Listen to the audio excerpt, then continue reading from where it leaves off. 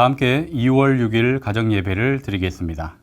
찬송가 337장을 찬양하시겠습니다. 찬송가 337장입니다.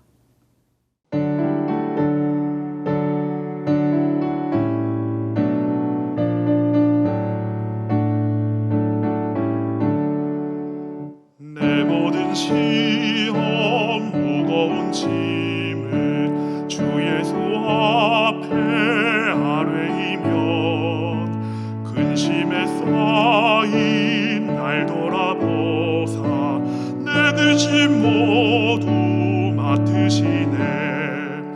무거운 짐을 나 홀로 지고 견디다 못해 쓰러질 때 불쌍히 여겨 구원해 줄리 은혜의 주님 오직 예수.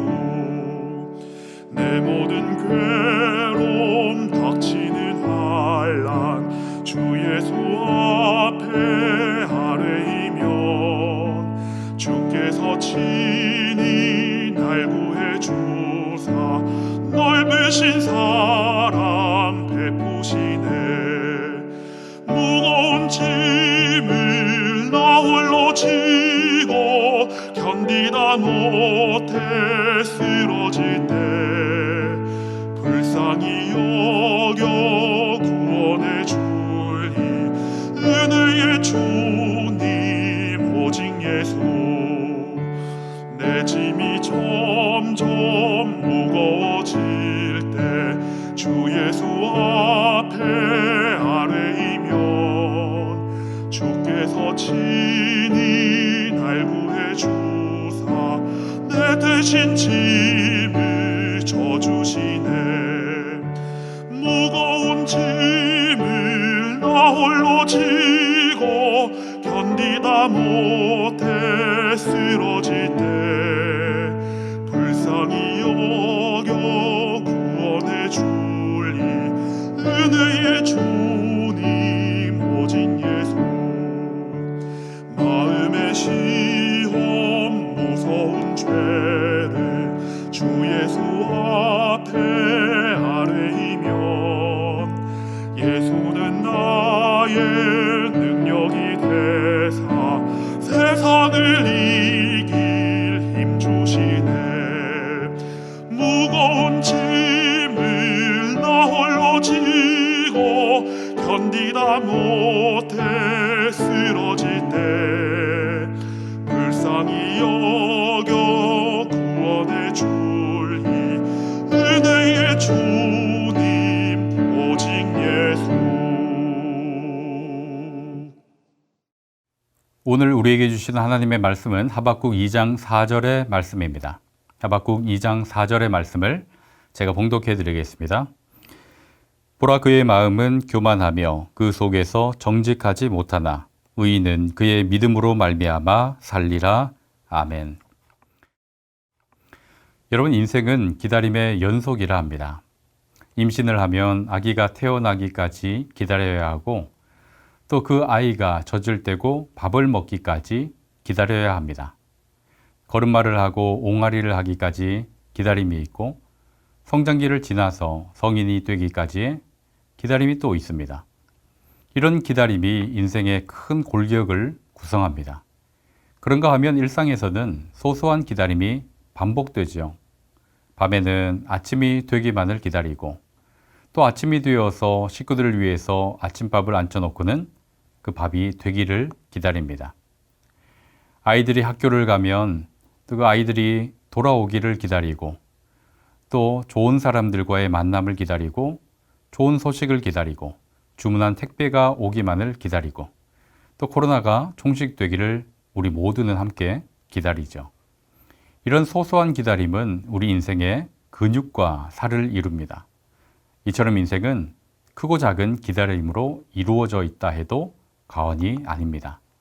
이것은 신앙생활에도 마찬가지입니다. 여러분, 믿음에도 기다림이 필요합니다. 삶의 문제가 해결되기를 기다리고 기도가 응답되기를 기다리고 약속이 성취되기를 기다립니다. 그뿐 아니라 신앙이 성장하기를 기다리고 우리 주님을 만날 날을 또 기다립니다. 물론 즉시 응답되는 일도 있죠. 그러나 대부분 이 약속과 응답 사이에는 기다림이 필요합니다. 성경에 이런 예가 되는 사건들이 참 많습니다. 이런 예가 되는 사건이 많다는 것은 인생 그리고 이 신앙이 기다림으로 구성된다는 것을 증명해 주는 것이 되겠죠. 여러분 잘 아시다시피 아브라함은 이삭을 얻기까지 무려 25년을 기다려야 했습니다. 이스라엘은 약속의 땅 가나안에 들어가기까지 무려 40년을 기다려야 했고 한나는 아들 사무엘을 얻기까지 10여 년 이상 기다려야 했습니다. 다윗도 기름 부음을 받은 후에 왕이 되기까지 상당 시간을 기다려야 했습니다. 하나님의 말씀, 그 약속이 성취가 되기까지는 이런 기다림이 필요했습니다. 이처럼 오늘 본문의 하박국 선지자에게도 이 기다림이 요구되고 있는데요. 이 하박국서를 보면 하박국 선지자는 하나님께 이 유다가 처한 현실을 놓고 기도하고 있습니다. 어떻게 보면 따져 묻는 것 같이 보이기도 합니다. 1장 2절과 1장 13절의 내용을 보면 이렇게 외치고 있는데요. 1장 2절입니다. 여호와여 내가 부르짖어도 주께서 듣지 아니하시니 어느 때까지리이까. 1장 13절 하반절입니다. 악인이 자기보다 의로운 사람을 삼키는데도 잠잠하시나이까. 악한 자들이 횡포를 부리고 하나님의 정의와 공의가 굳게 되는데 하나님은 왜 가만히 두고 보십니까? 구분 사회를 바로 잡아야 하지 않겠습니까? 이런 내용이에요. 이것을 달리 바꾸어 보면 하나님, 우리가 기도하는데 왜 응답하지 않으십니까? 우리가 언제까지 기다려야 합니까? 이 뉘앙스로 바꿀 수 있겠죠.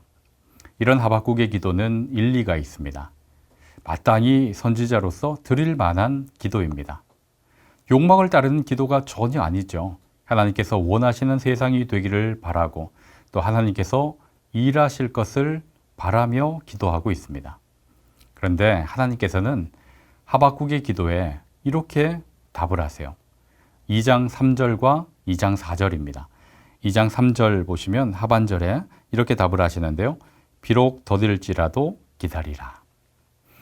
하나님께서는 정확한 답을 또 정확한 시점을 주시지 않습니다. 그보다 기다리라 말씀을 하세요. 그러면서 이어서 하시는 말씀이 4절인데요. 4절은 이렇습니다. 의는 믿음으로 말미암아 살리라. 하나님과 관계를 맺고 있는 이 사람은 믿음으로 인해서 살아야 한다 하는 말씀을 하죠. 여기서 이 믿음이라는 말은 히브리어로 에무나 이렇게 발음하는데요. 이 에무나라는 이 단어는 인내, 기다림, 신실 이런 뜻을 가지고 있습니다. 그러니까 이 말을 달리 번역해 보면 의인은 하나님을 기다리는 것으로 산다 하는 것이 되겠죠. 여러분 만약 하나님께서 여러분에게 기다리라 하신다. 계속해서 기다리라 하신다. 그러면 여러분 마음이 어떨까요? 하박국 입장에 서보면 어떨까요? 사실 우리는 원치 않지만 많은 순간 기다리고 있습니다. 말씀을 읽고 기다리고 기도하면서 기다리고 지금도 하나님께서 일하실 것을 기다리는 시간을 보내는 분들이 적지 않을 겁니다. 그러면 하나님께서는 왜 이런 기다림의 시간을 두셨을까요? 합당하다 생각되고 마땅한 기도다, 간구라 생각이 된다면 즉시 응답해 주시면 좋을 텐데 왜 하나님께서 이렇게 기다림의 시간을 두실까요? 그것은 바로 하나님의 일하시는 방법이 그렇습니다. 하나님께서는 말씀하시고 응답하시는 사이에 대부분 시간을 두고 일하십니다. 하나님께 시간이 필요해서가 아니라 우리에게 그 시간이 필요하기 때문이죠. 우리는 기다림이 힘듭니다. 필요 없다고 생각될 때도 많죠. 그러나 기다림이 없다면 소중함도 또 하나님의 신뢰함도 약화될 겁니다. 때로는 하나님께서 행하신 일을 기억하지 않게 될 수도 있습니다. 그렇게 하나님께서는 많은 순간 기다리게 하십니다. 그러니까 이 기다림이라는 것을 달리 말하면 스스로의 힘을 빼고 하나님을 바라보는 시간이라 말할 수 있겠죠. 이처럼 우리에게도 그 기다림이 참 많이 필요합니다. 여러분, 하나님께서 이렇게 기다리게 하신다면 잠잠히 하나님을 바라보고 또 하나님께서 다스리시고 섭리하신다는 믿음을 가지실 수 있기를 바랍니다. 우리의 삶의 목적은 하나님을 바라보고 동행하는 것이지 어떤 일을 이루고 또 문제를 해결하는 데 있지 않습니다. 그러니 하나님을 바라보며 동행하시고 또 하나님께서 기다리라 하신 이후에 하나님께서 이루실 것을 기대하실 수 있기를 바랍니다. 하나님께서는 반드시 하나님 때에 또 하나님께서 정하신 방법으로 그 뜻을 이루실 줄로 믿습니다.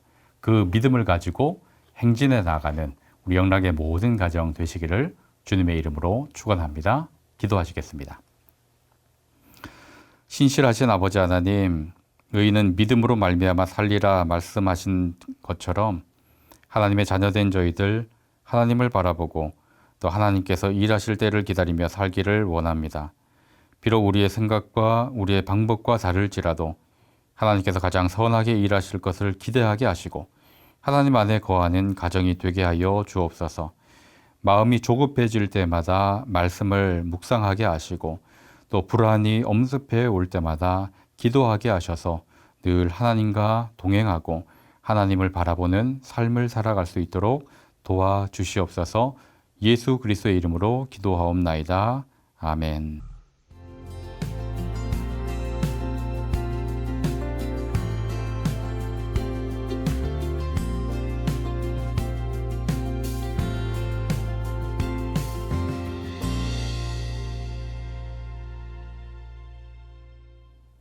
이제는 우리 구주 예수 그리스도의 은혜와 하나님 아버지의 다함없는 사랑과 성령의 위로하심과 교통하심이 하나님을 기다리고자 결단하는 영락의 성도님들과 가정과 삶의 자리 위에 그리고 영락교회 위에 이제로부터 영원토록 함께 하시기를 간절히 축원하옵나이다.